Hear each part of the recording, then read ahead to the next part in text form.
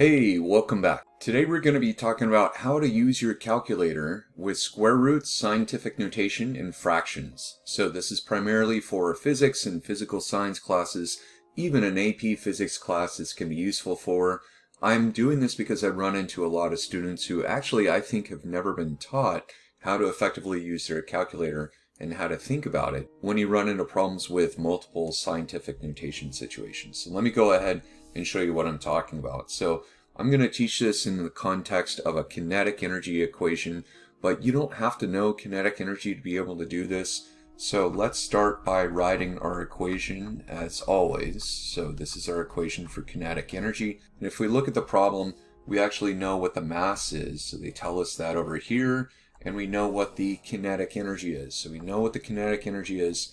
We know what the mass is. The question is, what's the speed? So to be able to isolate for this, you can do this in multiple steps or just one step. I've shown how to do that. So I'm going to show you how to do it right now as well. If you just multiply by the reciprocal of the things you want to get rid of, like this here, then you will start to isolate for what you need. So now we have 2 times the kinetic energy over m is equal to v squared. And to get rid of the squared function, we're going to take the square root of both sides. I'm going to reverse the order, just a preference thing. So v is equal to the root of 2 times the kinetic energy over m. Okay, so that's where we're at this point of the problem. So at this point of the problem, we start to have issues where students don't quite know how to do this. Let me show you what I'm talking about. So we would say is equal to the square root of 2. Now notice that the kinetic energy is going to be 1.4 times 10 to the 9th joules. And that needs to be in parentheses over here. We're going to talk about that in a moment. Down below in the denominator, you've got 7.3 times 10 to the 4th kilograms over here. And the question becomes, okay, how do I go about putting this into my calculator? So that's a good question. What I want you to think about for a moment is just to think there are parentheses that are going to be on the inside and parentheses that are going to be on the outside. So this would be an outside parentheses right here. It's kind of like setting up folders on a desktop. You can have folders within folders. It helps you to avoid problems if you do so. Even more so with math, because you're going to avoid order of operations issues. Let me show you what I'm talking about. This could be an outside parentheses, and these in here would be inner parentheses. Okay, so let me show you what I'm talking about. I'm going to write exactly what I think you should type into a calculator to help you to understand what's going on. So we're going to start with the square root function.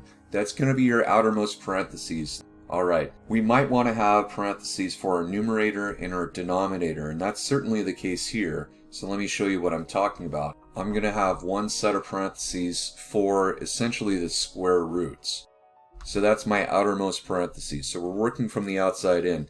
Now in the numerator section, I do have 2 things to worry about. So I've got a 2 times, and then I need to have one more set of parentheses here. So let me label this. This is the numerator, set of open parentheses here, and then we have scientific notation embedded in that. So that set of parentheses up here is going to be 1.4 times 10 to the 9th power. That's what we have. Now we can close that set of parentheses. That's just for scientific notation. We can close the second set of parentheses. That is going to finish up our numerator.